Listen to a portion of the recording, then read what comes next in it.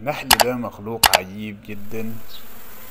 الله سبحانه وتعالى أودع فيه تسكين أسرار النحل ربانية في الخلية لا يعلمها إلا النائمة، الله سبحانه وتعالى جل يحط جلاله. فيها طبعا بعض الأقراص فقال في كتابه العزيز: القديمة، يخرج من بطونها شراب مختلف ألوانه ألوانه عشان النحل يبدأ فيه ينزل أهو شفاء ما للناس. بين الأقراص، شفاء عام، شفاء مطلق لكل يدخن الأمراض، عليه عشان يبدأ ينزل لكل الأوجاع، بقدرة الله سبحانه وتعالى جل جلاله. كمان مش بس العسل، كمان سم النحل ترياق يحيي جهاز المناعة بقدرة الله سبحانه وتعالى. يعني من أقوى